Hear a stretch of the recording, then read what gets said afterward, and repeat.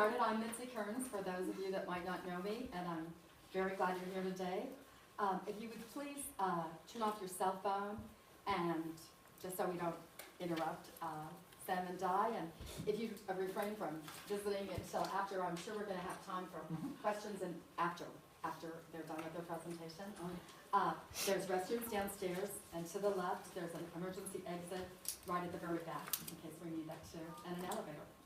But don't use that in case of emergency. Don't do that.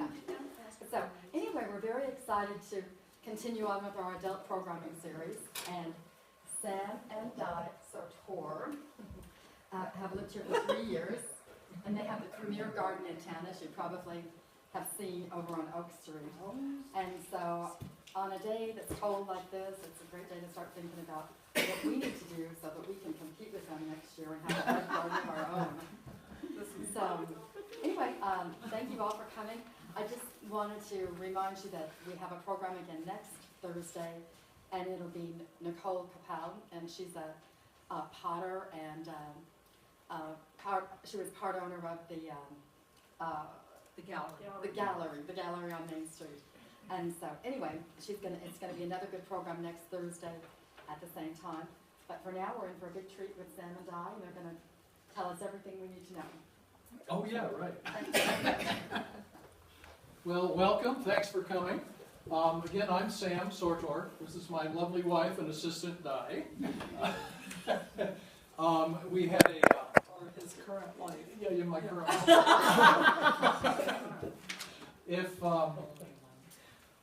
We also keep bees, and we'll get into that later, but we were at a bee meeting the other day, and they were asking what our favorite tool was for beekeeping. And I said, this is my favorite tool. Because it's always, hand me this, go get me this, take this, reach this, because I'm all suited up in my bee suit, you know. And she's standing 6 feet away. About like this. Yeah, just handing and wearing stuff. whatever. And anyway, so a little background on where we came from. I've been doing this gardening for years and years and years, over 40 years. I think my very first garden was somewhere around the time I was 17 or 18 years old, and we used an old horse pasture, and that was just wonderful, and I created a garden, and the bug bit me, and I've been doing it ever since. Di, your gardening background, back to your grandma. Well, yeah. My grandmother, I was born in Chicago, and it's the land of black dirt. You can put a popsicle stick in the ground and it'll grow. And so then when I moved to Phoenix, when I was very little, my father tried gardening in Phoenix, and so I learned a lot from his failures, because he kept trying to take Chicago gardening concepts and move them to Phoenix without realizing, woo, there's a little bit of an adjustment when you go from Chicago to Phoenix. So, and then when I met Sam, and he told me that he loved to garden, it's like, oh, that's another thing. Yeah, when we were first married, we had a little over a quarter of an acre and gardened, and I can remember making baby food off of the fresh garden veg, freezing it in ice cube trays and doing that whole thing. So it was nice. And then we moved around, mostly up in the metro Denver area. We lived in Lakewood and out in Roxborough, which is west of Chatfield Reservoir, and we lived in Castle Rock. So we've had all kinds of different soils and different conditions and different sizes of things, plots to work with. Then about 10 years ago, we started coming down here, and now we still had the gardens up in Castle Rock, but we started coming down here in an RV and spending 3 or 4 days a week. We'd finish up work and come down. Both of us could work online at the time, which was very nice.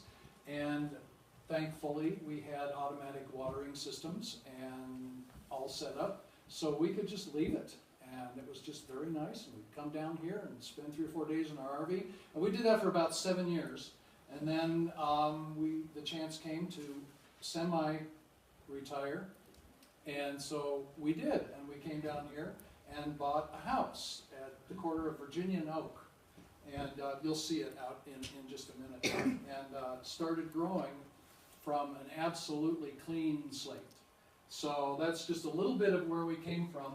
We're going to talk about one session a month, roughly, how to do kind of what we did. We're going to start today with how to do seeds indoors, primarily. What to look for, how to buy seeds, what to look for in catalogs, the kind of resources you need to get extra information, mixtures for starting seeds, how to water them, how to light them, how to heat them, all that kind of stuff. So this is kind of how to start things in the winter time, because it's not too early to start. I will be starting seeds indoors next week, a few of them, and I'll explain some of that as we go through this. The next section that we'll do at the end of February will be on building garden beds outside, how to build soil, what to look for, how to orient garden plots, whether to deep bed or not, all that kind of stuff. Then the last section is in April, right? Yes. Yeah, April, and we'll talk about actually planting things, starting seeds outdoors, moving plants outdoors, hardening things off, and making a transition from indoor to outdoor, but using cold frames and season extenders and all that kind of stuff. But today is primarily going to be talking about seed starting, but before we do that, a lot of people are often curious as to how we created what we created over on Oak Street.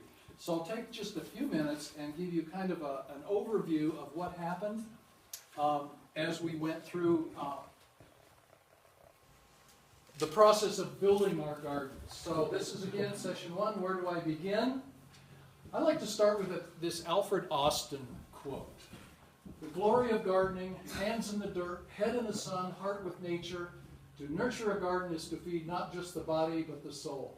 Share the botanical bliss of gardeners through the ages who have cultivated philosophies to apply to their own and our own lives. Show me your garden and I shall tell you what you are.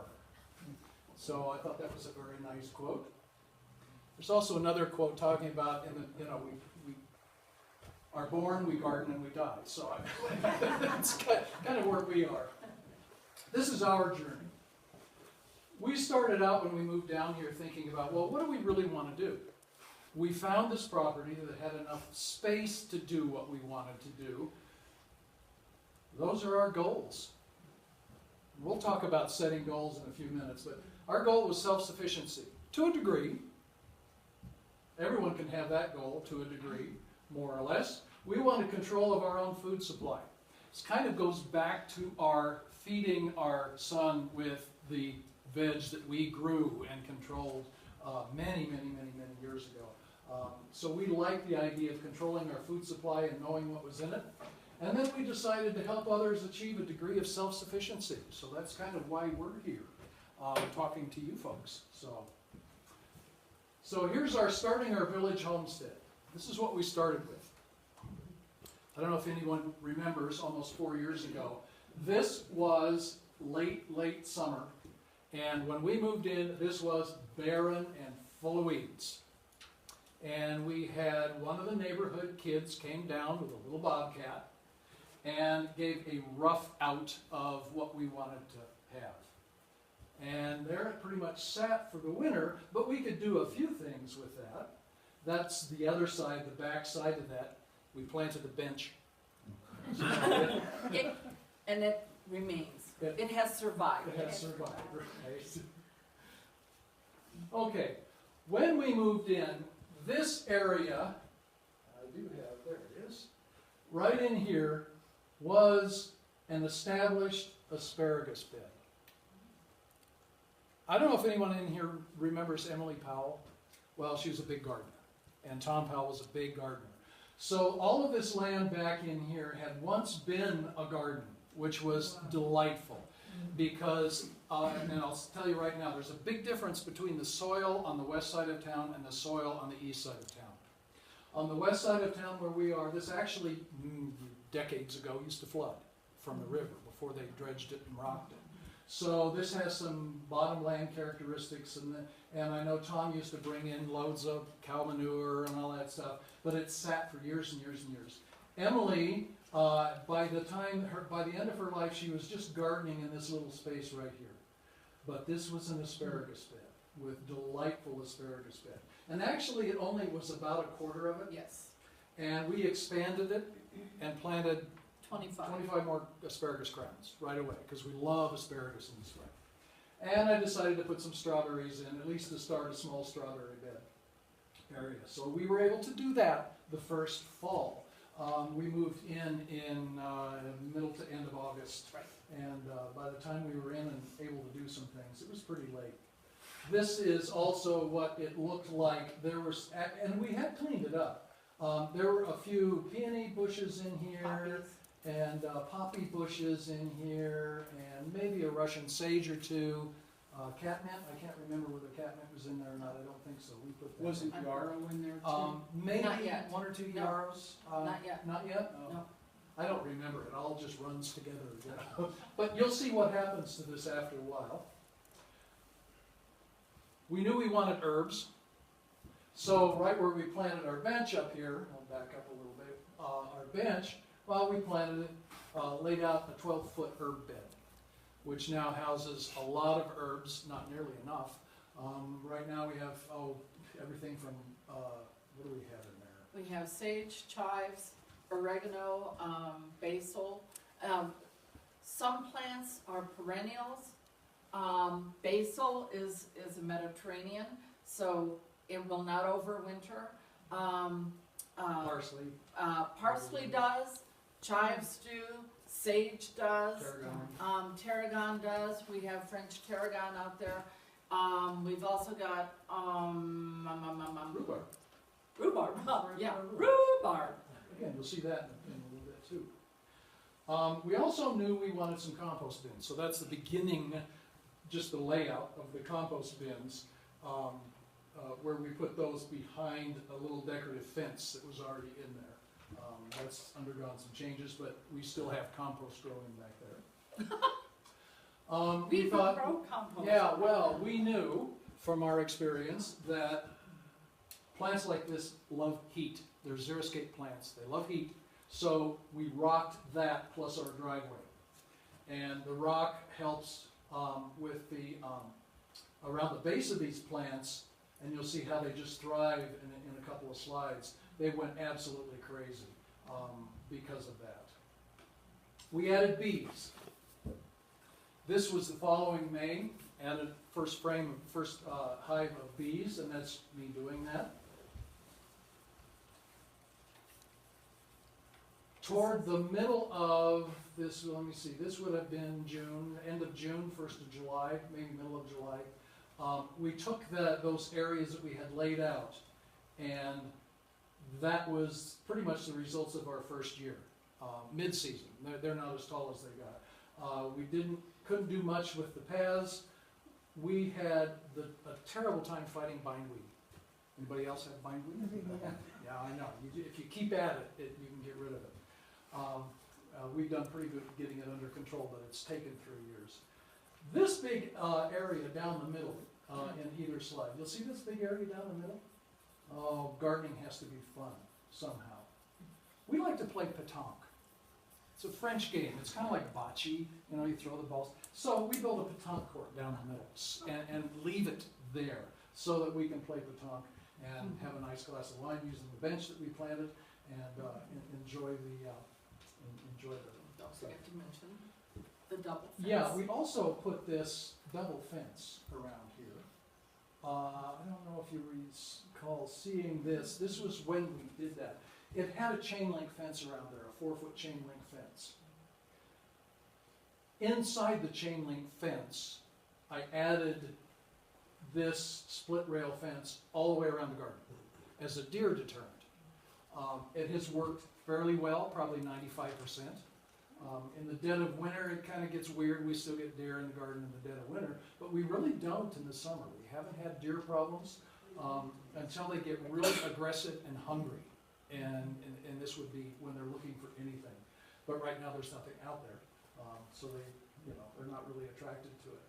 But if you put about 4 feet between the two fences, even though they're only about this tall, deer don't have the peripheral vision they need.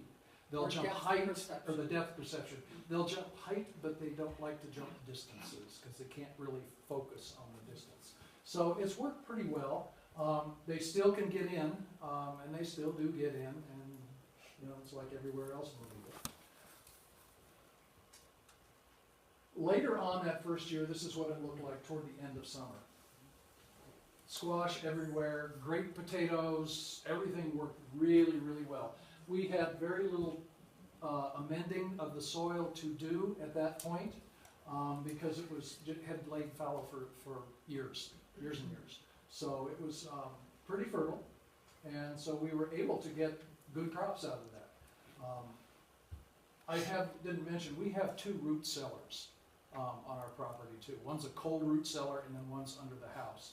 And the cold cellar, it's really nice because even when it's below 0 outside, it won't get below 33, 34 degrees in the root cellar. So it's a very nice place to keep our veg. Again, that's what it looked like toward the end of that summer. You can still see the bindweed coming up through the, for those of you that are fighting it. And we would go out and do it and got it. By the end of summer, our hive was, 2 green boxes and two supers deep. And those bees are bearding. They're starting a bearding process, and they just like to hang out and cool off. But we did have a successful, we got 33 jars of honey that year, which was nice. And it's kind of rare around here. Like last year, no one got any honey because it was so dry. July was dry. It's a timing of the dryness. So that's the garden as a whole, the first year. Winter that first year, we added cold frames. These are windows that we recovered from. These are from the parsonage at the Methodist Church when they replaced their storm windows. We said, can we have those? Sure. And then we got some more windows and added some more later. But that's what the inside of it looked like at the end of November. So you can do, and there's chard and some carrots and lovely lettuce and spinach and kale. And so we're eating super greens on Christmas Eve, which was really nice. Then we added a chicken coop in the spring. Chicken coop growing became, Di wanted a caboose. And yeah, in my former life I did teach geometry in high school, so she got a caboose. Scratch yard around it, the chickens are down there, you can see them, but anyway. Right after we built the caboose, I added 3 more cold frames, and because it's our slideshow, that's our granddaughter. So,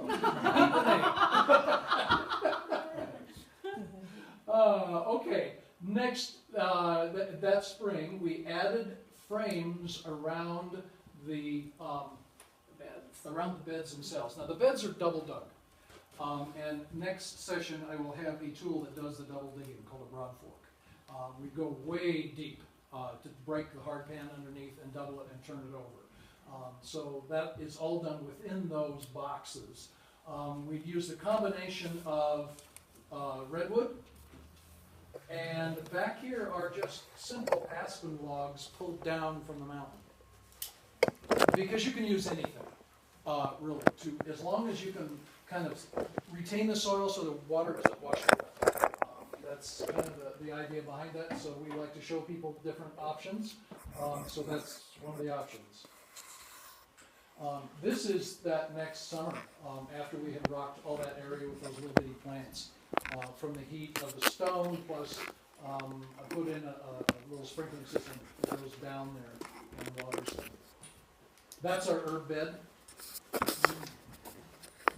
So there's parsley and oregano and cilantro and all that other good stuff in there. So.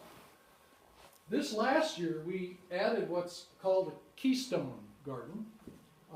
Really popular in Africa, and I'd never tried one, so I wanted to try one. So we did that. The basic philosophy behind that is this wire cage goes all the way down to the surface level and holds compost. And you compost things in there, and as you water through there, it runs the nutrients from the compost out into the soil that you put in the keyhole garden. So, and that's about the scale of it next to the rest of the garden. This is last year's garden. We have a field of lavender. It also likes heat.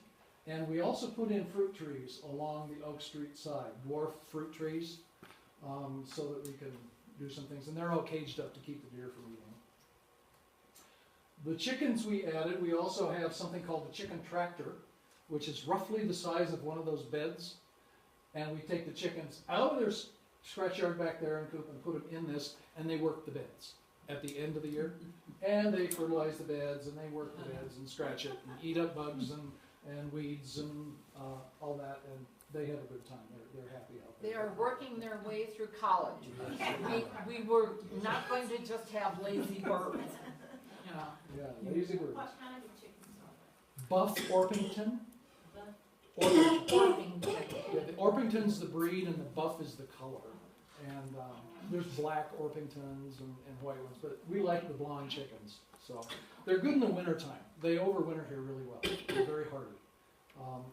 And they were molting and down. There was only about 2 weeks where they weren't laying any eggs at all.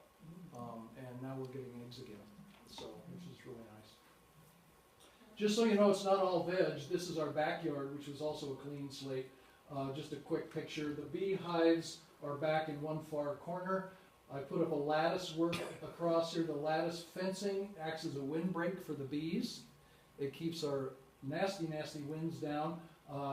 Didn't want to use a solid fence because that creates eddies and we would have had snow piling up higher than the beehives. So it's a pass-through. And then we do have all this other. Di has done a wonderful job back in here. She does mostly the flowers and the plants and the perennials and stuff like that. I do mostly the veg. And that's another picture of the out by the driveway when everything's in bloom all at once. And that's just looking at the entire garden kind of holistically there. So that's what we did.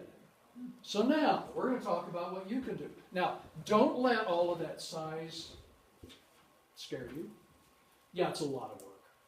We picked a big, big lot because we've both had 80 years of experience between us. But you don't have to pick I'm not anything that out. old. Oh, wait. Yeah, maybe I am. So we had our goals. We wanted to feed ourselves. We wanted some self-sufficiency. We wanted to help other people. We wanted to control our food. What's your goal?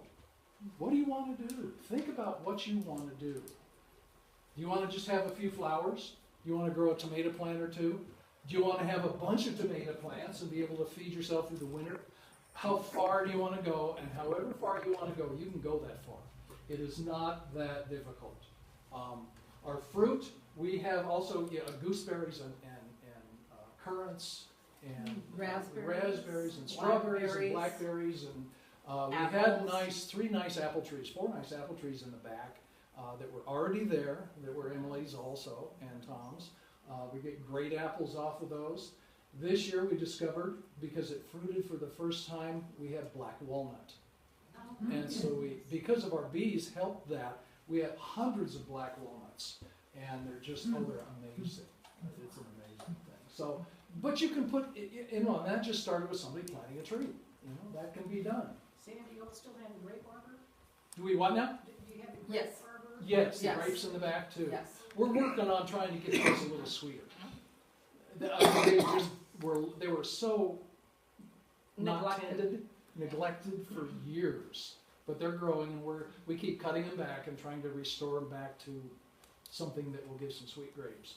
But yeah, they're still back there. The question is, what do you have to work with? You have to look at several things when you go to look at a garden. You have to have time. Yeah, right, time, right? A lot of us have time, a lot of us don't have time. You have to figure out how much time do you have. To maintain, when we started that garden, it was probably 40 to 50 hours a week. That's a lot. When we started, when we were building and doing the hardscaping, and now, last year, I think it was probably, 12 to 15 hours a week? At most. At most. Sometimes we didn't even have to do that. That first year, we would go out an hour or two every day and dig weeds to control the bindweed. And Stephanie was back there with the bindweed, right? If you keep at it, you can get rid of it, and we can, talk one-on-one about that. But by now, we don't have to spend that much time. It's a little more labor-intensive in the spring, getting it in, preparing the soil, but once that's done, it pretty much takes care of itself. The other question is what kind of resources you have. You can do this on a shoestring, or you can spend a fortune doing it. We'll talk about seed catalogs in a few minutes. This year I spent almost $100 in seeds, and which is not bad.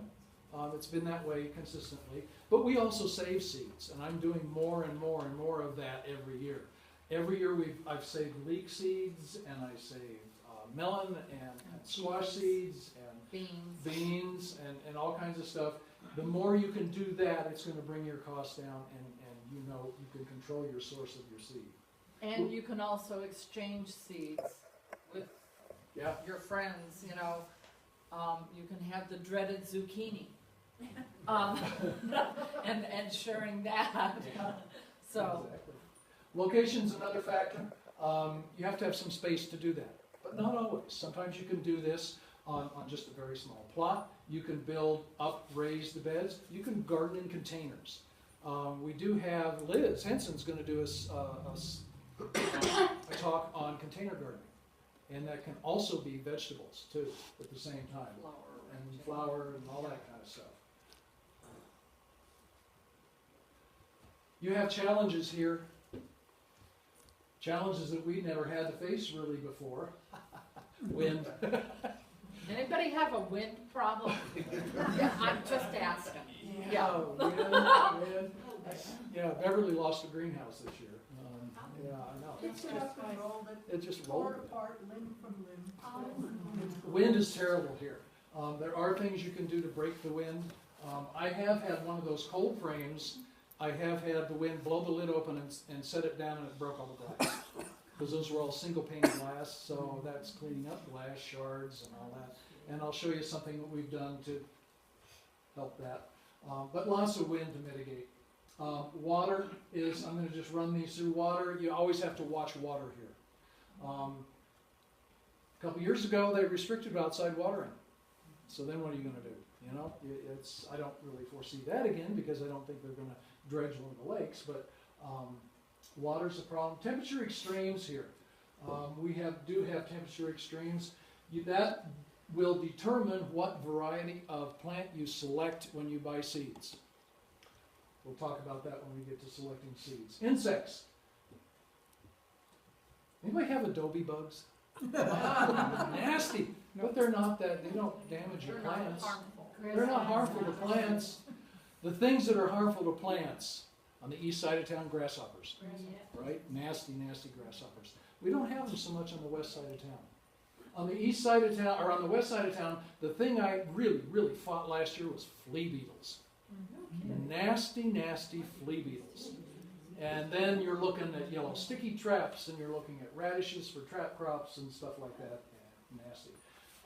We have vermin, deer, gopher, rabbits, bears, voles. It was a high year last year for voles, wasn't it? Mm-hmm. Yeah, voles run on a 5 to 7 year cycle, and so you're in luck. They should be going down just a little bit. Deer are always a problem. They will eat anything.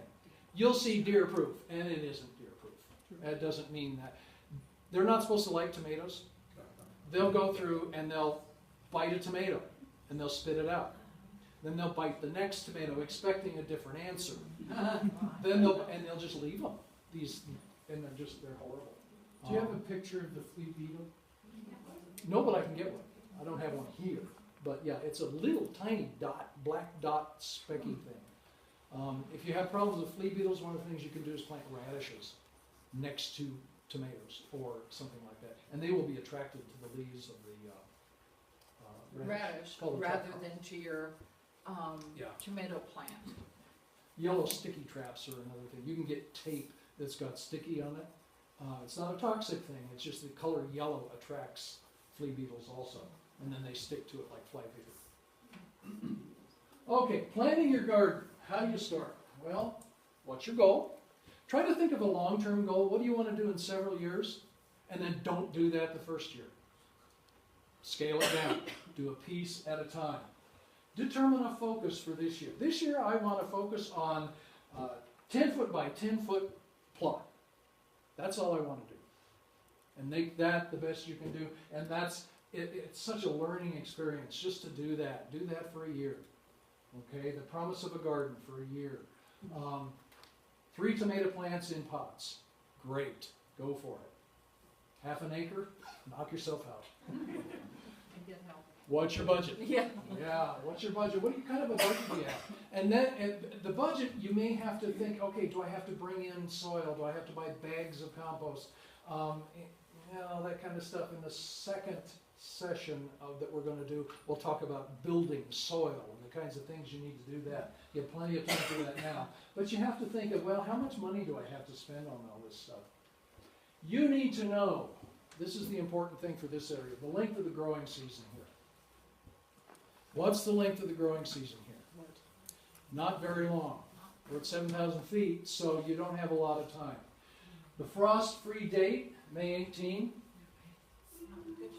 I've seen snow. There you go. Not Pichara. Number one, not in Pichara. I have seen snow, and this was at Castle Rock at less than 7,000 feet in June. So you just have to play it. Watch the forecasts. Farmer's Almanac, get one. Lots of uses for that. It's got frost-free dates and it's got astronomical calendars and all that good stuff in it. Our first frost date next year is September 22nd. Had it before that, but these are just general guidelines. Because if you know that your growing season is 177 days, you don't want to go through a seed catalog and find this delicious melon that's 190 days. It will say on the description, days. That means what's the average day until you get ripe fruit? Well, watch this 177 day thing here. You can get things like dwarf varieties and that kind of thing. Okay, things to think about. Dwarf, semi-dwarf, and full size. That goes back to how much space do I have? Dwarf means it's going to be little. That's great for here. Dwarf bush beans. They're wonderful. Okay? Dwarf lettuces. Small things. They also tend to ripen quicker, and they tend to grow quicker to maturity, so you can actually eat them. But that also applies to fruit trees. When we planted the fruit trees along oak, we went with dwarf because we're getting older, and I said to Sam, I said, well, I'm not getting up on the ladder to pick the fruit, so unless you've got a big stick to knock it down with, it's not going to come down. But dwarf will grow to maybe 4 to 6 feet tall. So you're well within picking range of fruits. Now the fruit trees that we planted along oak include peach, sour cherry, plum, damson plum, and there's a pear tree in there too. So you can plant, if you're going to plant a tree, determine whether or not the tree you're picking needs a pollinator with it. Because sometimes you have to pair it with another tree. The ones that we planted, I made sure that they could be standalone so that they didn't have to have a buddy to flower and fruit for us. So Dwarf is generally 10 to 12 feet or less. Semi-dwarf is 12 to 15 feet. And then you get full size. And you see full size apple trees and stuff all over town. Those are the big ones. There's a thing that you can look for that says determinate versus indeterminate. This is particularly applicable to tomatoes. Determinate means it grows so far and quits, which is really nice. Indeterminate means it grows so far and it keeps going. And you get this vining tomato thing, and it goes up your support and down the next and just kind of tendrils out, and then it's just not very happy because they get spindly, especially here.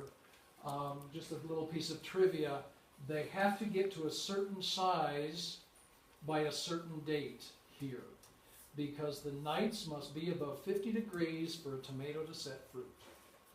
which is part of the problem up in Kuchara. If the nighttime temperatures go below 50, unless you're in a greenhouse, you're not going to get tomatoes setting. So you have to watch that. We always plant determinate. If possible. Fruit all at one time. That means they fruit all at one time. They come Yes. up, they go so high, and they don't just keep going and Yeah. going and flowering and fruiting. That's great for locations that have long growing seasons because they keep coming on all summer. Yeah, but here we don't have enough time for them to do that anyway. So we always do determinate varieties here. How much to plant?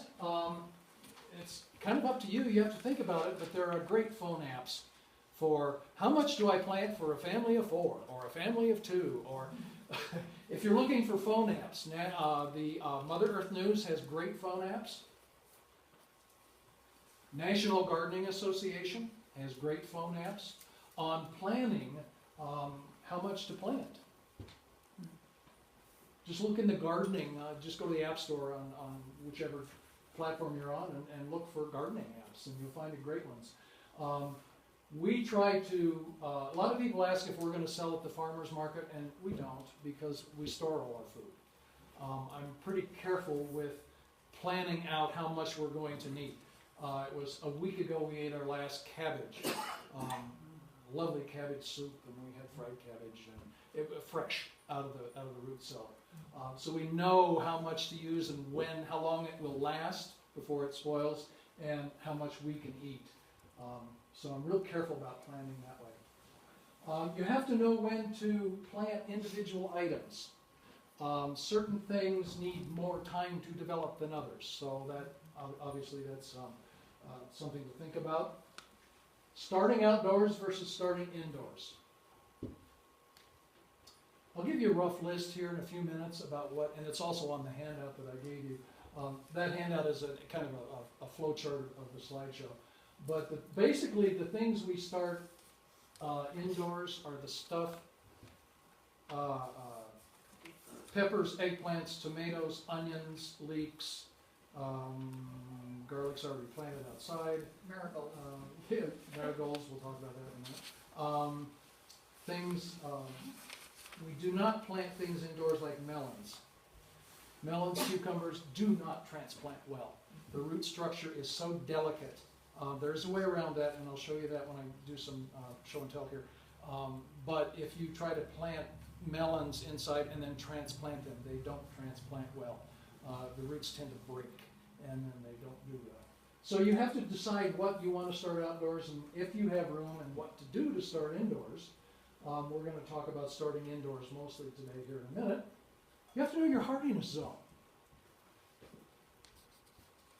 USDA has this plant hardiness zone map, and this is it used to be much less complicated than this. You can look it up on the web. Oregon State University puts this one out, and you can get variations of it. Computers are wonderful because you can plug in your location and it'll zap back at you where you're at. Or you take your mouse and click it over the state you're in and it'll do that. But right here, about where we are, is somewhere right over here between 5A and 4B. I like to think 4B, to be conservative,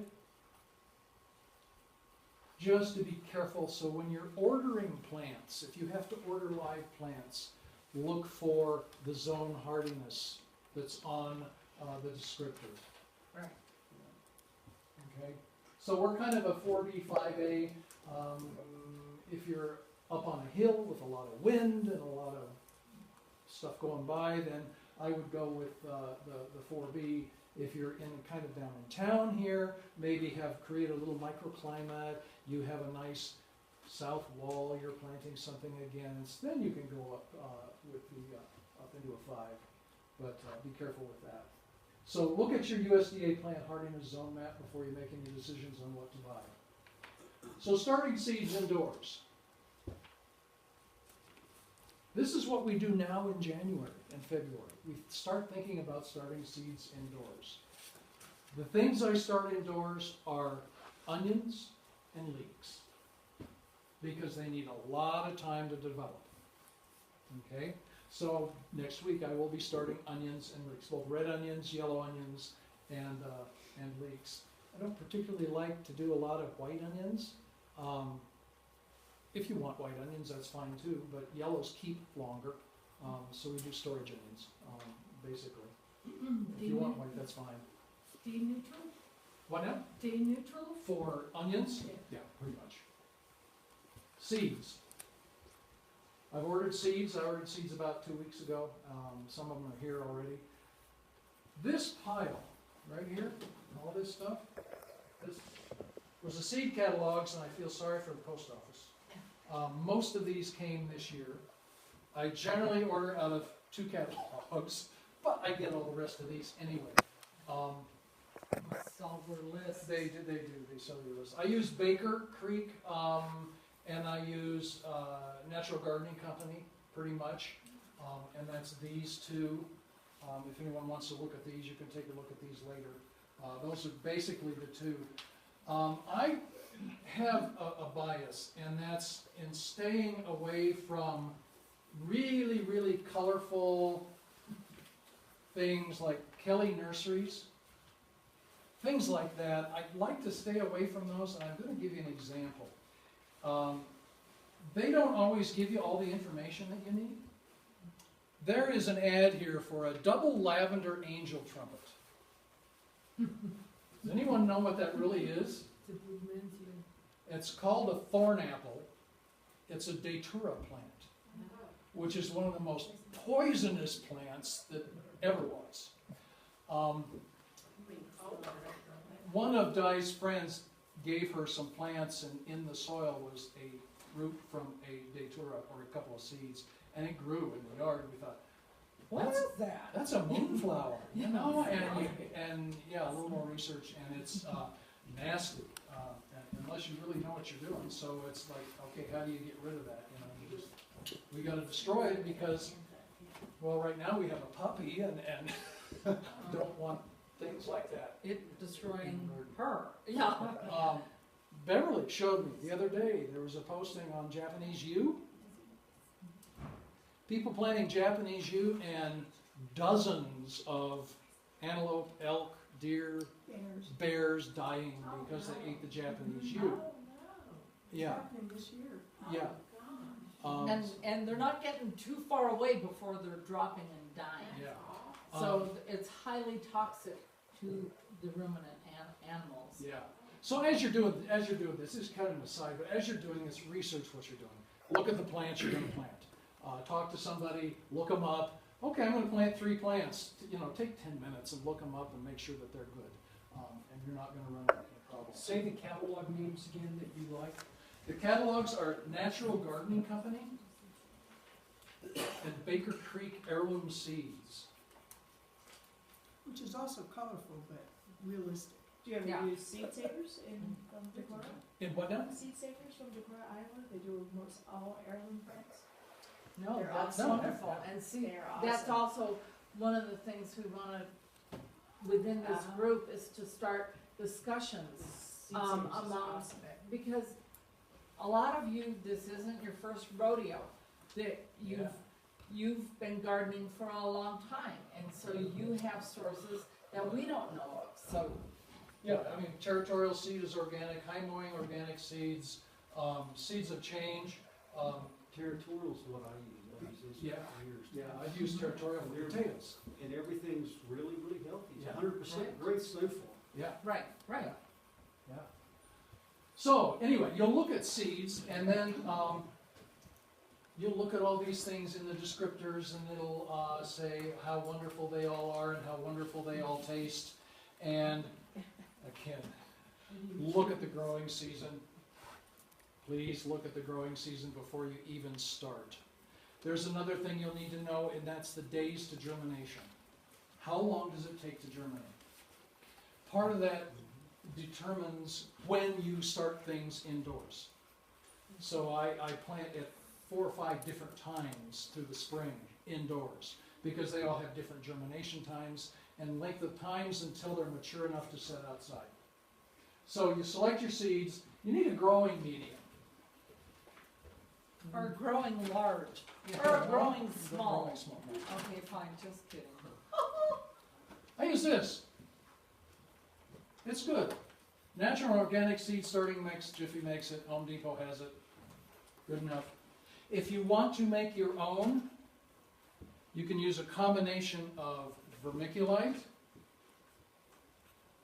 peat moss, sometimes perlite, depends on what you're planting, and lime to adjust the pH a little bit. But that stuff's already done for you. Don't use dirt. Garden soil carries fungus with it. And what will happen to your seedlings when they're inside in a moist environment and when you start them is that the seedlings will come up and you're happy and you're going, yay, yay, yay, I have seedlings. And then this white little stringy stuff appears on the top of the soil. It's called damping off. And it will get into the seedling and your seedling will die. Don't use dirt. Don't use dirt at all. That's a sterile medium. Okay? The seed inside the seed itself has enough nutrition in it to sustain the seed until the first true leaves appear. Okay? So it's safe. You don't have to worry about it feeding it until later. Okay? So get a soilless mixture of peat moss, vermiculite, perlite, lime right here. It's cheap enough. Do it. Where did you say you found that? Home Depot has it. Yeah. Lowe's, Home A lot, Depot, any of the a box lot of stores have places it. carry it. Yeah. Sometimes grocery stores Yeah. do as well, so. It happens to say if somebody's really worried about the organic thing, the organic part is for the peat moss. The natural part is because perlite and vermiculite are a mineral. So they're not organic. Okay, so they're a mineral. People think perlite is like styrofoam beads, but it's not. It kind of looks like that. It's crushed and pressed to that point, but it's not.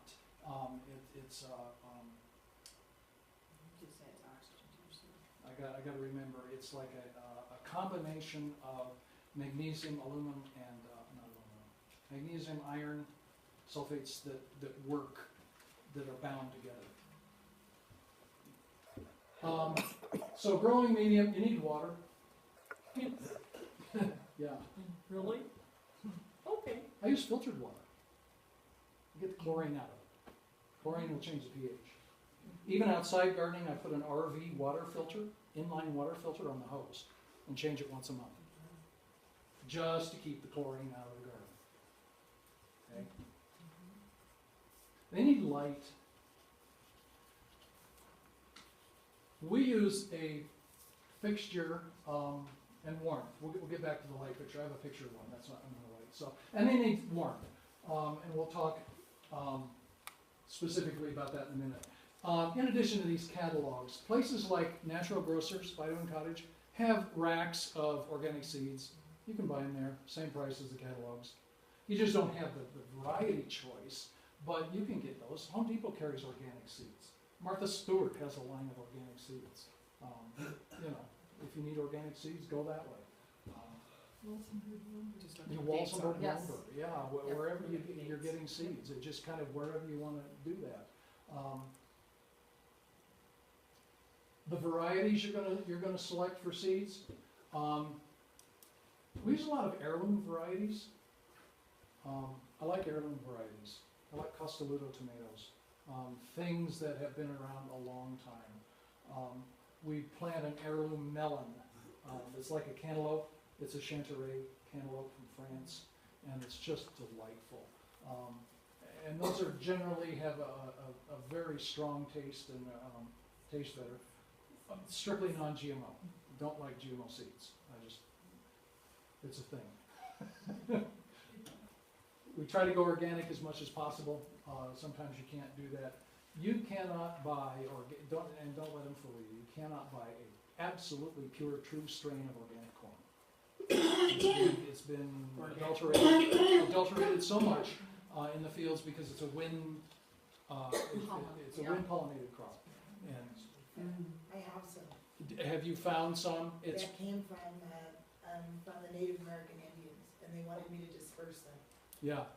How Well, see, that's a nice. good, but you're not going to find them commercially, like in a Right. catalog, even if it says that. There's some degree of Well, yeah, yeah. I get what you're getting. yeah.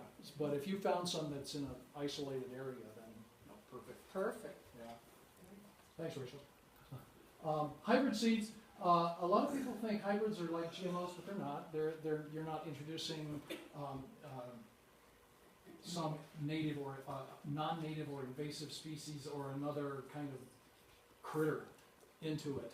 You're not doing anything with the poison tolerance. You're not doing anything like that. A hybrid is a natural kind of thing where it will take traits that you like over time and improve those. There are some hybrid things that you do need to look for. If you do tomatoes, for example, you'll see letters in the descriptions. You'll see V and F and N and all those things. What that means is those have a natural resistance to verticulum wilt and fusarium wilt and some of those things. So if you can find some of those, F1, V, those are fine to use. They will help with some of the disease tolerance. We tend not to have that here because we're so dry. We don't have a lot of those diseases here.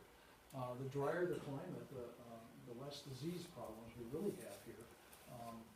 So anyway, growing medium, seed starting mix, I showed you that, soil-free mixture. That's how you spell those, vermiculite, perlite, and peat moss. There is a difference between vermiculite and perlite in the way it behaves. We can talk about that later if you really want to know. It avoids damping off. That's that thing with the fungus that kills your seedlings. The creepy stuff. Seed trays. We use, I just go ahead and use plastic seed trays you can buy. Home Depot carries those. You want to take that apart? Yes. What it is, it's a bottom tray that'll hold water. And a whole bunch of those little cell things. Bottom tray, little celly jobs, and your greenhouse lid. Yeah, That's you a fill that full up with meal deal. geranium and plant your seeds. The greenhouse lid is really only to be used maybe until they touch the top of the lid and then get rid of it. Because again, it traps humidity in there and it can lead to damping off and stuff like that if you haven't used a real sterile soil. They need the light that they need. I was going to say, Oh, yeah, don't. thank you. You see these peat pot. I am the assistant. I know you are, hand tool. You'll see these made out of, Jiffy makes these Jiffy strips. They're made out of like peat moss. It's kind of a cardboardy thing, looking thing. Don't use them here. Because what I have found, and this is years and years and years of experience, is that if the idea is to put the dirt in here, have the plant go in here, and it says, okay, the roots will grow through this, and you plant these directly in the ground. Well, what I have found is that this material simply wicks the water away because we're so dry here. If you're in the Midwest, these are great. But if you try them here, you put water in here and the water just wicks into this and it wicks it away from the roots of the plants. So you can maybe try to tear down the edges or pull it, and then you're damaging the roots. So I don't recommend those at all. You can get different sizes of those planting things. Remember I said that melons don't transplant well, cucumbers don't transplant well, that kind of thing. If you maybe started in something bigger, you'll have better luck transplanting those if you really want to. If you really want to start those cucumber type things in the house, use the bigger ones, don't use little ones. Because as you pull the little ones out, you'll damage them, but you have less opportunity to damage them. I also use these for what's called planting up, and that's, tomato plants love to be transplanted. Some hate it, some love it. Tomatoes love it. So when the tomato plants get, I don't know, about that tall, about 4 inches tall, I'll take them out of there and plant them up, so they have more room to develop roots. Are you planting those dirt thin? now? Are He you didn't mean to using throw dirt thin? stuff in. At that point, yes, I'll use a soil, like a planter mix, which is some dirt, but a lot of peat moss and perlite and stuff like that. And it's still, it needs the aeration around the roots, and that's why you use that artificial, or not artificial, but you use the mineral stuff. It leaves room for air and water to do. Always use newer, clean containers. If you want to reuse containers, bleach them, or use some sort of whatever you wanna do, but they have to be sterile containers. So it doesn't carry any kind of disease or fungus from one year to the next, and they will carry over a year. It will. You can put these and let them dry out in your potting shed and freeze over winter, and they'll still carry disease. So you're not reusing? I don't reuse. Oh, the actually, well, no, like this, we reuse it, but trust me, part of my job is to clean them. We'll sterilize them and clean them. But I don't use these cell things more than once, never. Water, when you plant something in here, use a mister. Nothing more complex than a squirt bottle. Yeah. Mist, light, because you don't want to wash your seed away. And they're seeds, they're not fish, so you don't have to drown them, you know? Yeah. So I don't pour water into them. I mist from the top, especially when they're still seeds. I keep them moist. You won't really have a problem because once you put that greenhouse lid, it holds the moisture in there. And it'll fog up, just like it gets misty and stuff out. You don't have to do very much, just make sure that it's moist but not saturated. When you start taking that off, I will continue to mist from the top once in a while, but then I'll also just kind of pull this back and water in there. Water from the bottom. Okay? It encourages the root growth. Don't drown them again. But misting is a good way to go. Water from below. Cover with the greenhouse lids, but when you see the plant established. Okay, you'll see the seed, and then it puts this little curvy thing, and then it pretty much, there's a couple of leaves. Take the lid off. But keep them watered, but take the lid off. As soon as those plants are established. Okay? When a seed grows, it sends the root down first, and then it pops the leaves up. But so you don't have to worry too much about that. Oh, maybe I don't have a root down there, but you do. Use filtered water if possible. Brita filter, Berkey filter, whatever you have. Filter the water. I would probably not want to use the reverse osmosis filter or something that uses sodium or salt in it. I'd probably use just a filter, not a water softener, to do that. Light. They look like shop lights. They look like those fluorescent fixtures back there.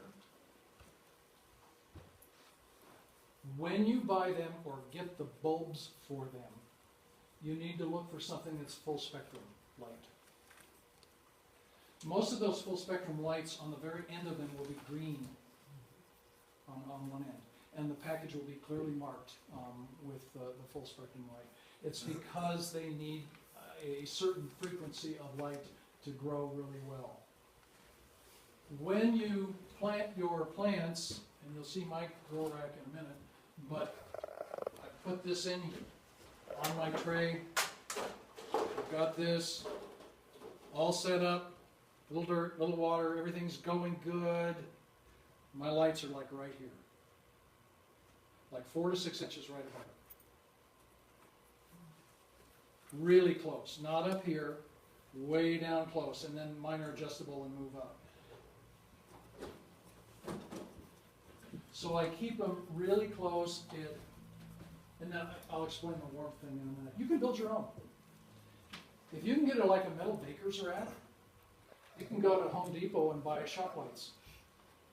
Hang them up with a little piece of chain, put in full spectrum lights, and it's about 1/3 the cost of the grow light arrangement things that you see advertised. They also Which make of course tabletop. you'll see Yeah, in our picture, because we did. I'm sorry. Yeah, but how many years ago did we do that? Yeah. But you'll see tabletop ones too, and the tabletop ones are fine, but you can buy those and make the parts yourself. So it's that budget thing again. If you're starting small, use a windowsill. The only downside to a windowsill, we were talking earlier, is the cold in the wintertime. But as we get further into the spring, you'll be able to do that as long as you watch the temperature and don't let it get too cold. Get a heat mat. Yeah, and I'll talk about that in a minute. Start your plants in the dark. Now, it gets to a point when I've got lights over one and I'm starting seeds here, I'll just cover it with newspapers to keep it in the dark too. Some plants don't like to be planted very deep. Some seeds don't like very deep. So they will, if you're trying to keep them in the dark, you actually do have to put newspaper or something over the top to keep them in the dark. And some actually need light to germinate. Celery is an example. Celery needs light to germinate. You just put it barely, you just sprinkle the seed on top, water it, and it's good. How long do you leave your grow lights on for? 18 hours. We'll talk about that in a minute. You can get a timer for them and stuff like that. Know your germination times. There's nothing more frustrating than thinking, this is not coming up, this is not coming up, this is not coming up, and you throw it away, and had you waited 3 more months, yeah, it probably would have. Eggplant takes forever to germinate. Parsley takes forever to germinate. You just have to know what those germinations are. And there are resources. The new Seed Starters Handbook, Available here at the available here at the library. library. I have another in my own copy. Things like that, those kinds of resources, you can simply look up celery, germination time. Google it. There you go. It'll tell you exactly what it takes. When you see the sprout coming up, expose it to light immediately. Immediately. When you see that first green, turn the lights on. Get them into light. Some of the cells won't have germinated yet, and some will. Give it light anyway. It'll be fine. Use a timer for 18 hours a day. We set ours on at 6 and off at midnight. It's after they sprouted. So you keep them in the dark until they've sprouted? Yeah. With the newspaper over the top? Yeah. Unless they need light. Right, yeah, unless it says it, okay. That's what our grow lights look like. It's 3 fixtures. These are basically fixtures with reflectors on them, and you can get the reflectors on them at Home Depot. So I've got 1, 2, 3, and these are plastic trays that are nice. Making your own with the baker's rack, well, the advantage of having this is that it's waterproof. Another advantage that I have is, we'll talk about that in warmth, but as you have, I'll put the ones that need the light on the bottom first, so that the heat from this will rise and warm the bottoms of the other trays. I don't use heat mats. You can get heat mats, but I don't use it. I just let this warm it up because of the heat rising thing. Warmth, How many tubes per? 2. 2 tubes per, let me back up. Yeah, there are 2 tubes in each one of these, parallel to each other. And then I run it down, each one has its own cord and own switch, but I run it down into a master control that's the timer itself. Warmth, 62 to 75 degree, that's just kind of a rule of thumb. Keep it 62 to 75 and you should be good.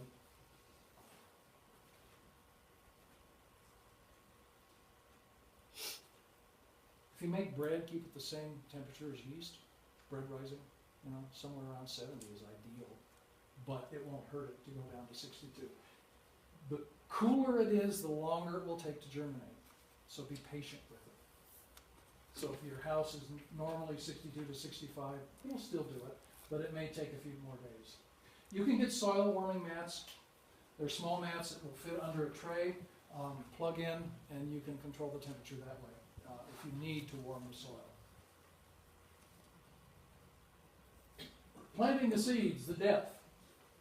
The depth of a seed, kind of a rule of thumb is, kind of depends on the size of the seed, but generally twice the diameter of the seed. Generally. Which means a lot of what you're gonna plant is going to have maybe a quarter of an inch or an eighth of an inch of soil on the top, because the seeds are so small. Yeah. So here's what I do. I fill my thing with my seed starting mixture. I take a pencil and I very easily put a little depression in each one. Okay? Lettuce or whatever it is. And then I put my seeds in there. a sharp pencil. Not a sharp, like an eraser pen. Okay. The eraser You pen. want the- Yeah, a fat Round one, end. no, You yeah, don't the want round it end. I'm not, not pointy, because you don't want to go very deep. You don't want to go very deep at all. Then I'll put the seed on top, and then I'll take a handful of this. You're going to get dirty, it's okay. Take a handful of it and just kind of do that. Just kind of sprinkle it over the top to make sure the seed is covered. Then I'll mist it. May have to cover it again because you want contact.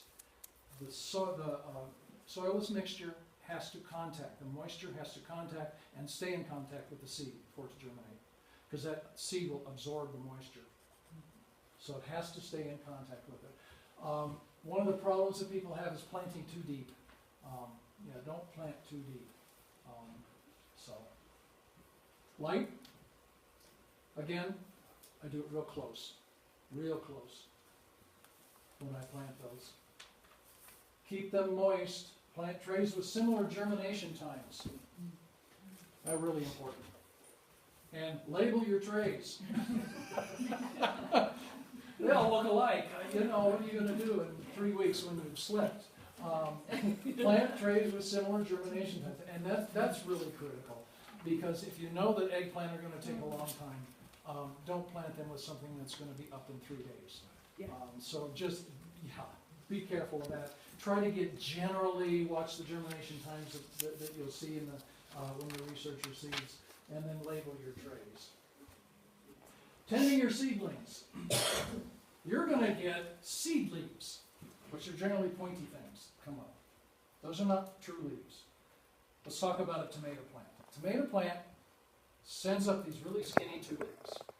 Then it grows for a while, and then you'll see something in the crotch of those 2 leaves, and it grows this beautiful little scalloped edge. Those are true leaves. When the true leaves appear, and have some size, not just, oh, there's one I think. No, when you have a real true leaf there, you can gently feed your seedlings. Now, you're going to say, what do you feed them? You can get a nice little mixture of food. I use, should I tell them about vermicomposting? Yeah. We raise worms. You can. We raise worms and red wigglers, sorry Marta. Don't ever put red wigglers directly in your garden, you'll lose your garden. But what we do is, we have 2 totes, plastic totes. One of them has holes in the bottom, sets into a solid one. I lift the one out, and it's got water at the bottom that's really, really, really fertile water from the worms and the worm castings and all the cast-offs and the stuff from the veg that we put in there. So I will dilute that, pretty dilute. And it's just kind of a feel thing. I can't say 1 to 3, 1 to 4, because all your You're worm, looking at the color of your worm of juice. the Yeah, seed. look at the color of it. And if it's kind of a light brown, it comes out dark brown. But if it's lighten it up a lot, you can give it a little bit of food. Maybe once a week, no more than that. No more than that. You don't want to overfeed them because the nitrogen will burn them, especially when they're tiny. Planting up tomato plants, when they get about 4 inches tall, I'll plant them in bigger containers. And plant them, they love to be transplanted. They thrive on it for some reason. Some things don't, but I will plant up nightshade family plants. So eggplant, peppers, tomato plants, I'll plant those up into bigger containers before I put them out in the garden. You get a packet of seeds. It's got 200 seeds in it. I'm going to grow 200 tomato plants, right? What's worse than having all of these extra tomato plants and nowhere to put them? Then you're giving them away, and no, don't overplant what you're doing. Be judicious, because you can save seed. You can save seed from year to year. You may get those catalogs every year, but you can save them every year. Don't be afraid to kill a few seedlings. It's okay. Well, yeah. No, it's clip. Yeah. And I'll tell you why in just a second. I don't really remember what that said. Oh, patience. It's patience. Be patient with everything you're doing, and don't be hard on yourself as you're doing this. You can use old seed. You can save seed from year to year. So record the age of your seed. Generally, it's on the packet itself. but just know where that is. It's on different manufacturers put it in different places. Here's kind of a rule of thumb. If it's brand new seed, I plant one seed. Pepper plant, in it goes. Okay? In a cell. I am guaranteed, and you will get, also on the packages they will say % germination. And that means they tested it, they put out, you know, in their factory that they do, they put out 100 seeds and count the ones that germinate. And you'll get 80%, 90% germination. That's great. 1-year-old seed, well, not so much. I'm going to put 2 seeds in each depression. Sometimes I'll get 2 plants. Snip. It becomes Sophie's Oh, choice. I know, it's just awful. You feel horrible. I feel horrible, but you got to do it. Because if you try to plant those 2 together when you go outside, they're going to compete with each other, and it's not going to be. And if you try to tease them apart, the roots won't. So, yeah, they love each other and they hug each other. If, in the case of tomato plants, Mhm. it almost always happens that your new variety that you really want to try 2 plants of, you get 2 in one and nothing in the other. Yeah. Okay, if you clip that extra plant and then poke a deep hole, you can stem root the tomato plant. You can. Tomatoes will do that. They have to be big enough Yeah. to do that. They have to be mature enough. But if you look at a tomato plant really closely, it has all these little fibery things, look like hair, all the way down the root stem, or all the way down the stem. If you plant them deep enough, those hairs will make roots. That's why tomatoes love to be transplanted so much. And in one of the upcoming sessions, I'll talk about planting tomatoes. You know, you lay them down, and all of that stem will root, and you'll get a wonderful root system. And but that's for a later session. There's also charts too about kept seeds for 2, 3, 4 years Right. of which plants can be kept which seeds can be kept that long. You know, Right. how long will a corn seed be back? Yeah. How long? So there Or are charts beans and stuff for like that. that, yeah. Yeah. Because they do have Right. a lifespan. Kind of a rule of thumb: the harder the seed is, the longer it's going to last. Yeah. Peas and beans will last a little longer than a softer, like Right. a pepper or tomato. So yeah, it's just kind of a rule of thumb that I use for planting. After 2 or 3 years, I get rid of the package of seeds. You wouldn't need to, but like I said, we save seeds and we like fresh seed, and I just have better luck with it. Here's a rough indoor planting schedule that we use. Around the 1st of February, onions, leeks, and celery. And this is in your notes, kind of on that toward the end. Around the 15th of February, I'll put in eggplant, Brussels sprouts, and cauliflower. And again, this is just because of the germination time and how long all this takes. Around the 21st, I'll put in peppers, broccoli, cabbage, and herbs like basil and stuff that I know we need that are annual herbs. A minute ago, Diane mentioned marigolds. We always plant at least a flat of marigolds to interplant with our other stuff. So flowers will work into this schedule at the same time. So around the 1st of March, I'll plant tomatoes and marigolds and some of the other flowers, cosmos and whatever else that I happens to want to use outside. Thyme cloves. I planted a whole flat of thyme last year to plug the patio area, and it worked really well. But that's kind of a rough schedule for when we put things in. That way we can plant, and we don't use the last frost date. We don't plant. A lot of people around here say Mother's Day. No. We'll go Memorial Day maybe, and then I'll look at the forecast and back up from there. If I see the 10-day out forecast is going to be clear and nice and lovely, then I'll do that. I'll put them out mid-May at the earliest, and sometimes as late as Memorial Day. You can do it. I know you guys. Everyone in here can do it. It's just a matter of doing planning and thinking about it. Again, we're going to do 2 more sessions on. The next one's going to be on holding and hardscaping, constructing your beds outside and what to look for, and tools and all that kind of stuff. And then the third one will be actually moving things out and extending the season with small greenhouses and things like that. So that will be helpful. That's our contact information.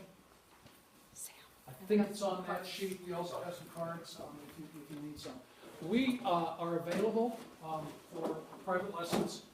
Anytime we're in our If you're in our garden, feel free to stop by for nothing, but if you want some consulting, and we do this because every single plot of land is different, every area of town is different. I can't always say, do this, do this, do this, do this. Well, we have to look at your soil.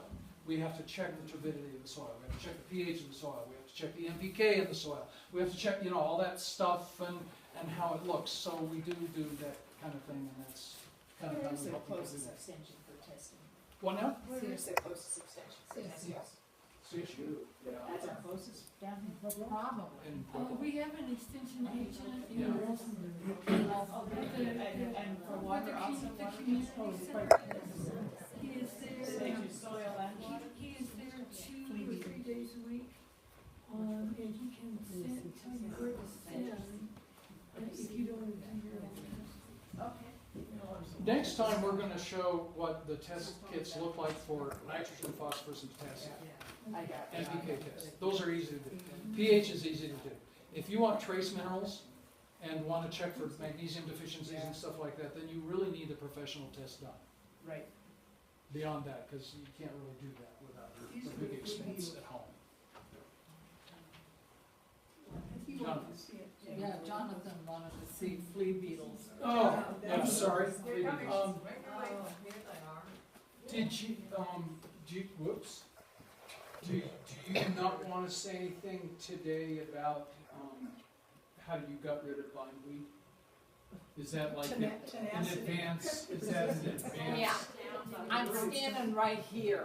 Let me tell you, I got the shovel foot for it. But their roots, they Yes, just, they they do. break Yes, off they do. and they just go No, no, further. no, no, no. Okay, Yeah. first of all, if you have bindweed, do not till. A quarter of an inch of bindweed root will grow. Don't till. You gotta hand dig it, and hand dig it, and And hand you dig it, dig and dig, deep. and dig deep. I mean, And you pull roots, and you break roots, and you keep at it, and 3 years later, we're Are most you, of it under control. are you eventually just starving them of light? Yes, yes. Mhm. Well, that yeah, and the nutrients, you gotta get as much root out as you can, but if you keep continually starving, at one point we had tried doing the, kill off the tops, kill off the tops, kill off the tops, kill off the tops, but it still grows. Using, the spray. Vinegar, Epsom salts, Dawn and, dish soap. and Dawn. Yeah, we tried that, it works on annual weeds or even some of the deep-rooted, tap-rooted weeds, Really that kind of well, stuff, but it doesn't yeah. work on vine very well, it'll still come back, it just takes digging and digging and digging. Don't put it in the compost. No. Oh, God. Throw it into a black contractor's bag and let the trash guy have it. Bindweed and other deep-rooted weeds can be very, very beneficial. Keep them pulled, Yeah, put them in a 55-gallon drum filled with water, and it makes a marvelous tea for feeding. What's so great is that they're very deep, so they're pulling these minerals Oh, and yeah, nutrients from yeah. deep down in the ground. The only thing you have to be very careful about is filter the water before yeah. you put it back. 'cause Don't then you're just compost the dispersing bindweed. more You're seed. just like saying, let's plant this. So you've gotta use a very, very Yeah. fine sieve Yeah. to filter that with. But you'll have some of those most marvelous tea for free. Yeah. That it's like you our can vermicompost tea. If we put little red wigglers in our garden, every seed that sprouted would be eaten by those red wigglers. It's a certain species of worm. Sorry, Mark. And I know, we did a section of it, and it did it. Yeah, but you use the compost, or the tea, the vermicompost tea, and filter it. It's gotta be filtered. Yeah, oh, yeah. Gophers, yeah, we've had a few. Mark is the one He's who the told expert us on garden. exactly how to get rid of them. Unfortunately. Unfortunately. Gopher trap and juicy fruit gum. Juicy fruit gum. Juicy fruit gum. You don't have to chew it, they'll do it for you. Not spearmint, but juicy fruit. It has to be juicy Regular, fruit. regular juicy fruit. That's your bait? Yep. That'll actually kill them. It'll eat it. It'll eat it, just kill it. But gopher traps are much harder. Okay. Good for They're very traps violent, are but it's- the best We're way just to on do the it. other side of the river. There you go. We have gophers, yeah. Gopher, gopher, gopher. And the golf course is right across the street, and they have tons of them, so. I gotta tell you, if you've got some cats in the neighborhood, they love to babysit the holes, you know? We've watched them in other fields where they'll sit there. Any other quick questions? I'm not gonna be here next time. Will you have handouts like this? You grab- Yes, yes and yes.